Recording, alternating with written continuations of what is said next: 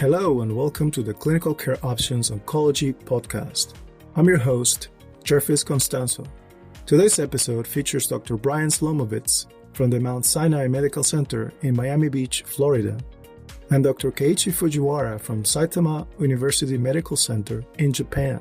Together, they will be discussing seminal data for endometrial, ovarian, and cervical cancers that were presented at the 2023 International Gynecologic Cancer Society, IGCS, held in Seoul, Korea. This episode is part of a larger educational program entitled Key Findings and Expert Recommendations in Gynecologic Malignancies, Independent 2023 Conference Congress coverage. For more information on Dr. Slomovitz and Dr. Fujiwara, along with a link to the complete program, including a downloadable slide set and clinical commentaries, please visit the show notes for this episode. Now let's hear what the experts have to say on data presented at the 2023 IGCS annual meeting. Hello, my name is Dr. Brian Slomovitz. I'm the Director of Gynecologic Oncology and the co-chair of the Cancer Research Committee at the Mount Sinai Medical Center. It's really my great pleasure to be joined today by my distinguished colleague and friend, Dr. Keiichi Fujiwara, who's a professor of gynecologic oncology at Saitama Medical University and the professor of OBGYN at the International University of Health and Welfare in Japan. Welcome, Dr. Fujiwara. Well, thank you, Dr. Slomovitz. It is my pleasure to be here with you today, too. Today, we'll be highlighting for you seminal data from key studies that were reported at the 2023 International Gynecologic Cancer Society, or the IGCS annual meeting for gynecologic cancers held live in Seoul, Korea. And I want to congratulate Dr. Fujiwara as president of the organization for really hosting a phenomenal meeting. First, I want to start off with some of the key studies reported in the first-line management of endometrial cancer using immunotherapy. Really exciting data came out this year, and it's really important to highlight some of the similarities and differences in these studies. Of note, this past year, and highlighted at the IGCS, there were important studies that were highlighted. GY018, RUBY, ATTEND, and DUO-E. 3 of these studies looked at chemotherapy plus minus checkpoint inhibition, and one not only looked at it versus checkpoint inhibition, but also added PARP inhibition into the scheme to see if it can, in fact, make a difference. The first study I want to highlight is GY018, led by Dr. Ramez Iskander. This was a prospective randomized phase 3 trial comparing paclitaxel, carboplatin, placebo versus the chemotherapy with pembrolizumab, followed by pembrolizumab maintenance therapy. This study was designed for 2 pre-specified endpoints to look not only at the DMR, or the deficient mismatch repair population, but also for the PMR, or the proficient DMMR population as well. Again, these were both 2 pre-specified endpoints, which makes one of the differences in this study compared to the other studies where the PMMR setting was not a pre-specified separate analysis and powered. So it's important when we look at the DMMR population, right off the bat, we could say it's game-changing. Adding immunotherapy to chemotherapy in the first-line management of metastatic or recurrent endometrial cancer in patients with DMMR yielded hazard ratios that were unprecedented and unlike anything we've ever seen. The hazard ratio in this study was 0.30 when adding checkpoint inhibition in the DMMR setting. Interestingly, we also found a significant difference in the PMMR population, where the hazard ratio was 0.54. This was both for the progression-free survival. This study, once the PFS was reported, they actually ended the trial, and overall survival won't be part of the final analysis. What it was part of the analysis presented at IGCS was when Dr. Ramez Iskander looked at the methylation status in the DMMR population to determine whether or not the DMMR tumors that were methylated had a different response to the immunocheckpoint inhibitor versus those who were non-methylated. And the simple answer is no. How they got to be DMMR did not matter, whether they were methylated and non-methylated, and the methylation status did not affect prognosis. And moving forward, there was another study that was presented earlier, but again highlighted at this meeting, a similar type trial with a different statistical design. This was the RUBY trial, led by Dr. Mansour Mirza from ENGOT. This was a prospective randomized phase 3 trial, similar to GY018, that looked at chemotherapy plus minus checkpoint. In this case, it was dostarlimab. Now, the primary endpoints here was PFS by the investigator in the dMMR setting, in the intent to treat population, and then finally an overall survival analysis in the dMMR or deficient mismatch repair protein patients. Now, again, what we highlighted in GY018, I really want to highlight again here, in the dMMR population, a hazard ratio 0.28 when adding dostarlimab. Unprecedented, things that we've never seen before, comparable to PARP inhibition in the BRCA mutation patients in ovarian cancer, clearly stating that these patients with dMMR tumors do in fact need immunotherapy in order to give them the best overall outcome. And that was a change in the standard of care. The secondary endpoint was progression-free survival in the overall population, and that too was statistically significant with a hazard ratio of 0.64. Again, unprecedented data. Interestingly, on this study, what's been reported in a press release, but the data hasn't been reported yet, that in the entire population of patients, overall survival was statistically significant. And we looked forward to 2024 to see that data and additional data coming from this study. At the time, there was a clinically meaningful difference in overall survival in the dMMR patients, a hazard ratio of 0.30 and overall 0.64. Those were the PFS with a clinically meaningful overall survival difference. Now, one thing I wanted to highlight about this trial, which was very interesting, and this was also discussed and highlighted at the IGCS meeting. Back in Madrid, at the ESMO meeting, Dr. Mansour presented data looking at the 4 molecular subtypes to see if, in fact, we can predict response based on those 4 types to the addition of dostarlimab. Now, going through the 4 subtypes quickly, we know that the Pol E mutations, the least common mutation or subclassification seen with endometrial cancer, but that with the best prognosis. Adding dostarlimab really didn't matter. All those patients did well. We know in the dMMR population that the separate analysis showed a benefit with dostarlimab, and that makes sense, similar to the data that we've previously seen. In this subgroup analysis by molecular profile, the hazard ratio was 0.31. Surprisingly, in the P53 mutated group, now in this study, it's important to highlight, this included carcinosarcomas. We know based on prior work by Matt Powell that carcinosarcomas really should be included in the subgroup of endometrial adenocarcinomas. In the P53 mutated group, the hazard ratio was statistically significant, 0.55, demonstrating the effectiveness in checkpoint inhibitors in this population as well. Again, remember, a small subgroup analysis, not pre-specified, but really important in helping us to determine which patients would do best with immunocheckpoint inhibitors. Finally, when you look at the patients with a no specific molecular profile, these patients didn't really do as well, didn't show the same improvement with dostarlimab as we'd seen in the other groups. The hazard ratio here was not clinically statistically significant, 0.77, but it did in fact cross 1. What this tells us, or what this tells me, is that there's an area of opportunity here. In these pMMR patients, non-specific molecular profile, most of these are going to be a pMMR endometrioid type, no 53 mutation. There's still an unmet need, and we may be able to do better in this subgroup of patients. In the overall survival analysis by these molecular subgroups, similar findings were seen, again showing an area of opportunity in the NSMP patients. Moving on to additional studies, we also saw that the ATTEND trial, ATEND, was represented at the IGCS meeting by Dr. Nicoletta Colombo. Now, similar to some of the other 2 studies I reported, this study looked at checkpoint inhibition in addition to chemotherapy versus placebo and chemotherapy. The difference here is that the checkpoint we used was atezolizumab. Now, this is a slightly different. The other 2, the dostarlimab and the pembrolizumab, were PD-1 inhibitors. This one's a PD-L1. But we wanted to see if there's any differences in this agent as well. Now, the primary endpoint was PFS in the dMMR population. And yet again, we're seeing that the hazard ratio is unprecedented. In this study, a hazard ratio of 0.36 with a median follow-up of 26.2 months.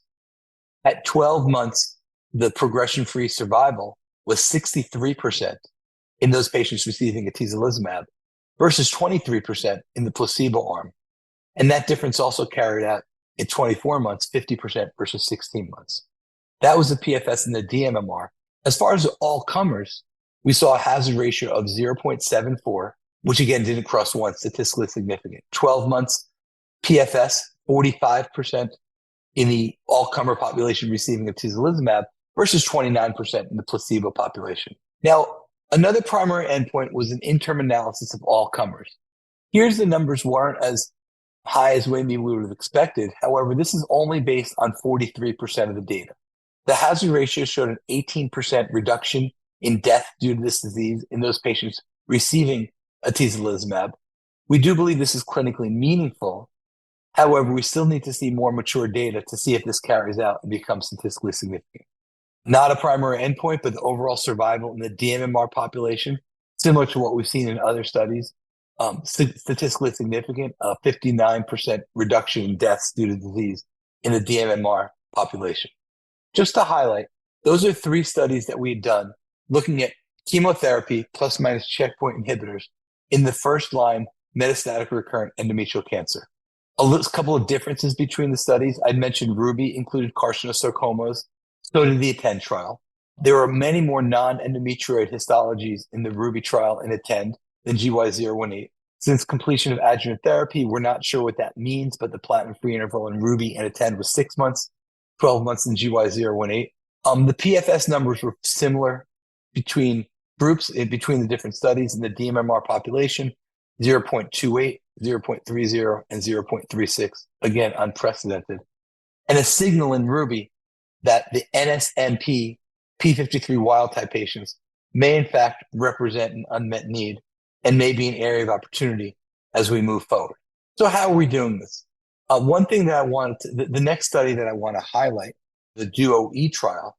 This study, unlike the other studies, not only looked at the addition of a checkpoint, in this case the PD-L1 durvalumab, but it also analyzed whether or not adding olaparib can in fact improve the outcome for our patients. The PFS in the ITT or intent to treat population compared arm 1 or the control arm versus durvalumab with a hazard ratio of 0.71, a 29% decrease, which was statistically significant.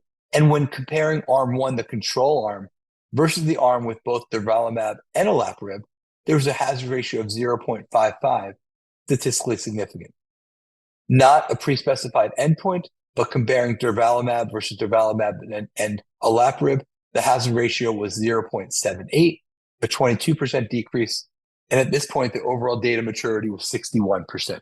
The overall survival, only 27% maturity, but again, suggesting a signal similar to what we've seen in progression-free survival. It's where we do a subgroup analysis of the PFS by MMR status that we may be identifying a group of patients that do in fact respond better with a PARP inhibitors. pMMR populations, this represented 80% of the population. The group with durvalumab and olaparib showed a 43% decrease in recurrences, an improvement in progression-free survival at 12 months. 59% didn't progress versus 41% in the control arm. Now, this suggests that this is the group of patients that may in fact benefit from the addition of PARP inhibition. Hazard ratio here is 0.57 again. Overall survival in the intent to treat population, again, pretty much follows that, similar to that seen with progression-free survival. A couple other points I want to highlight here before we get to the discussion. One of the things that will be interesting is future trials, maybe reported out in the next year, looked at the elimination of chemotherapy. In the dMMR population, there's 2 trials. One is ongoing, the Dominica trial, looking at the dMMR population of dostarlimab versus chemotherapy. And one that is a completed accrual but hasn't reported out yet is Keynote C93, pembrolizumab versus chemotherapy, again in this dMMR population. This will see if we can eliminate chemotherapy in these group of patients, which we know are very sensitive to immunotherapy based on the data we discussed today. Finally, there's the LEAP trial, which is completed accrual, but will report out looking at lenvatinib plus pembrolizumab in all-comer population, which includes the pMMR population. Now, we're really excited to see if we can eliminate chemotherapy in this group. Last, before we go to discussion, another paper that we did, in fact, discuss at the IGCS was an updated data on the SIENDO trial. Now, the SIENDO trial looked at a nuclear transport inhibitor, selinexor, as placebo in patients with recurrent or metastatic endometrial cancer who had a complete or partial response to chemotherapy in the first-line setting. Now, the SIENDO trial had previously reported out in the intent-to-treat population, there was no statistically significant difference adding select selinexor or placebo. But when we did a subgroup analysis looking at P53 wild type versus P53 mutated patients, the original data showed a median progression-free survival difference of 13.7 months versus 3.7 months with an audited hazard ratio of 0.35. Now, last summer, what we presented, and again was represented at this year's IGCS meeting, was long-term follow-up in this group of patients with P53 wild-type mutations. Here, again, similarly unprecedented data, 27.4 months progression-free survival with selinexor with a hazard ratio of 0.42.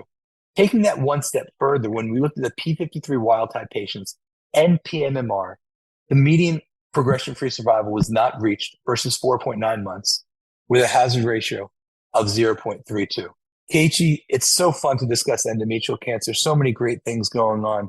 Well, thank you, Dr. Slomovitz, for your great summary on the key studies in endometrial cancer. So I have a couple of questions for you. So how do you apply these results in your practice? For example, how do you select the IOs, pembro, dostarlimab? We have now atezolizumab and the durvalumab.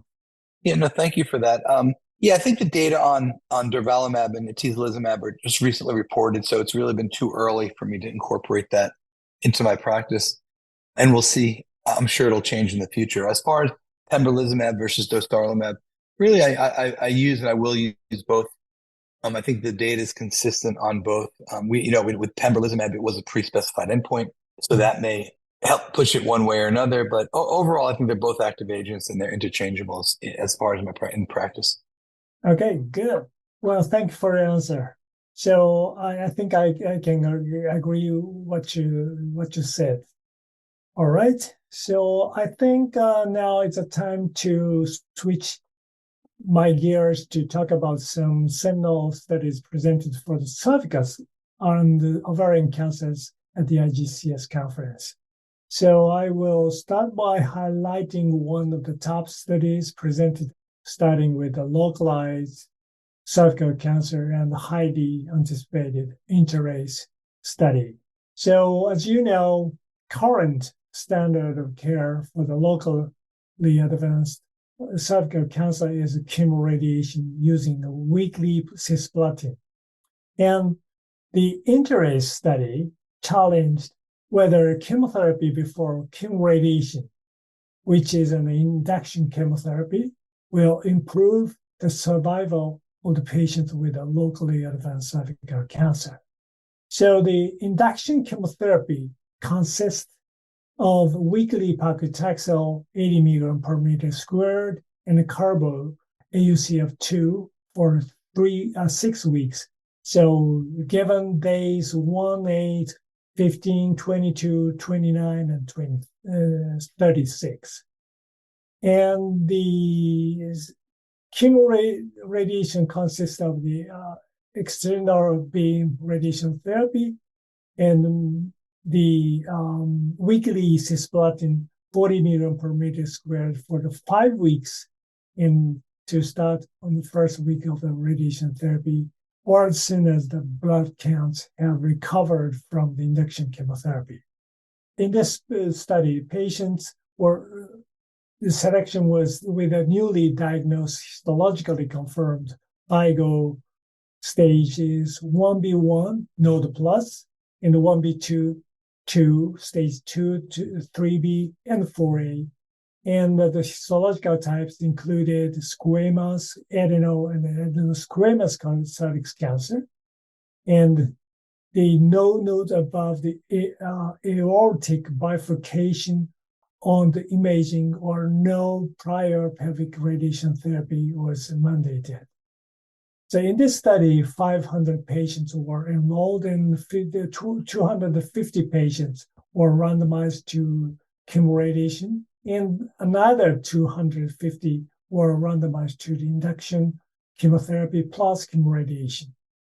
And the most patients were from the UK, and 70% were the stage 2B, and 10% were the stage 3B, and 80% patients were squamous cell carcinoma.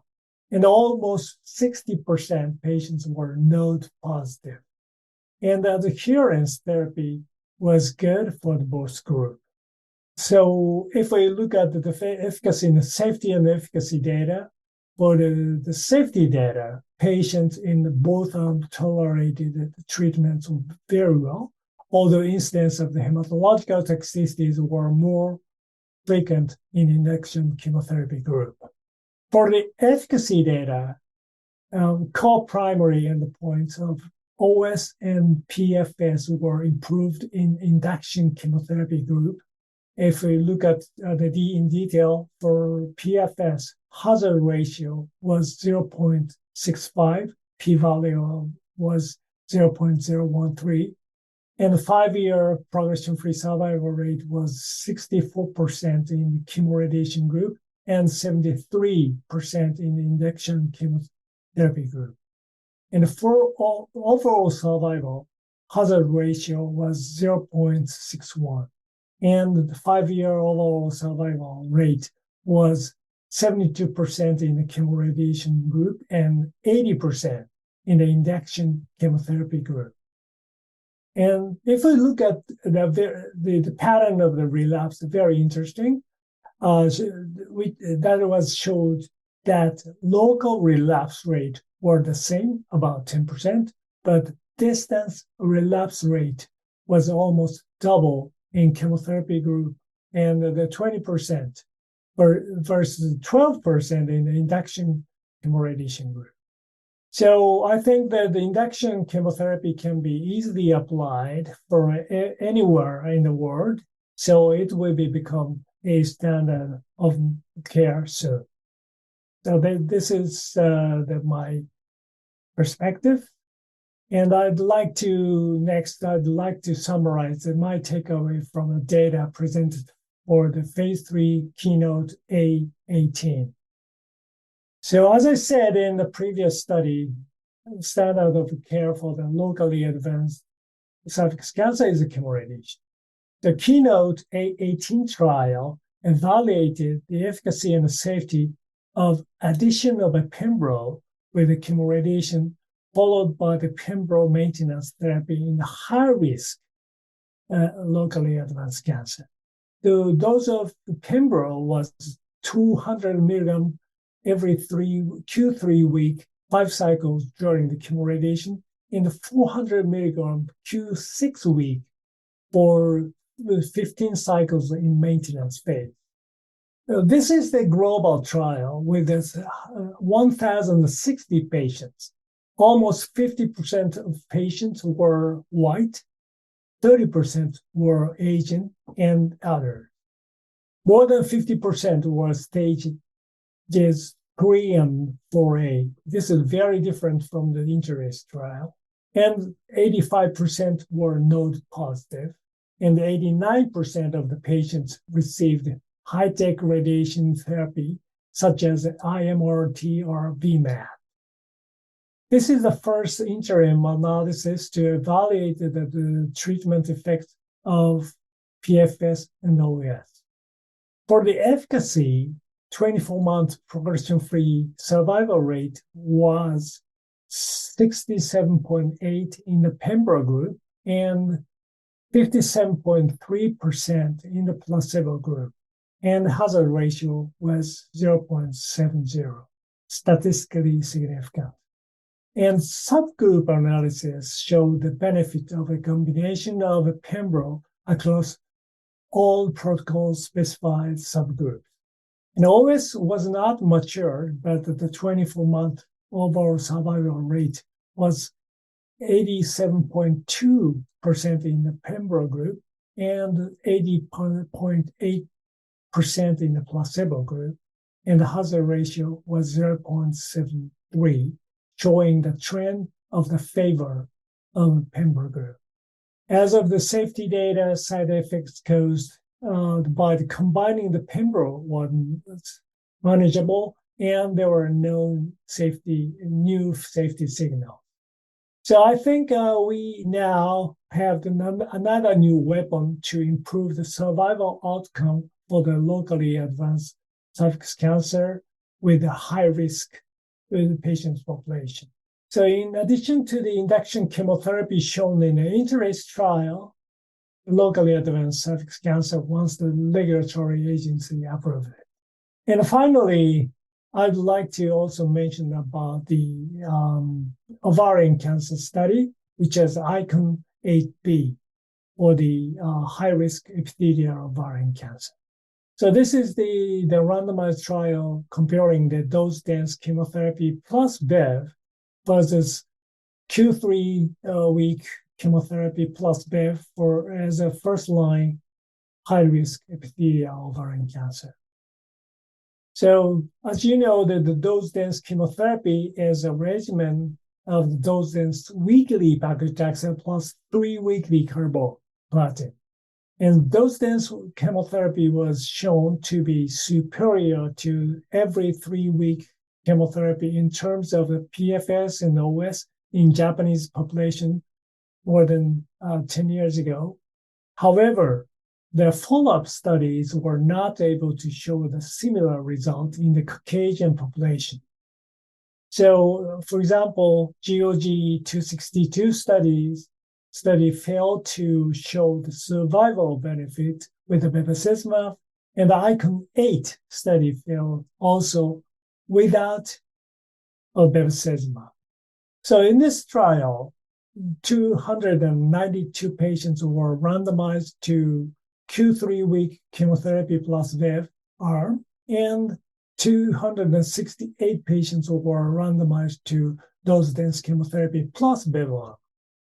And the most characteristic feature of the patient population in this trial was that 40% was stage 4, in which the title said high risk of ovarian cancer.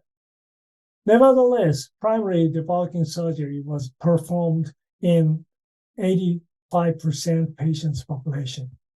When we look at the result, both PFS and OS were better in the dose-dense chemotherapy group, and the median PFS was 5.5 months longer in the dose-dense chemotherapy group, and the hazard ratio was 0.75, and p-value was 0.002. Median OS was also longer in the dose-dense chemotherapy group, and the hazard ratio was 0.77, p-value was 0.02.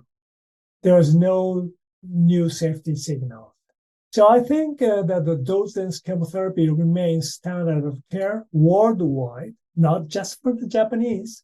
Although GCIG ovarian cancer consensus conference for the clinical research last year concluded that it is only for Japanese. However, it is confusing, whether we should combine BEV or not.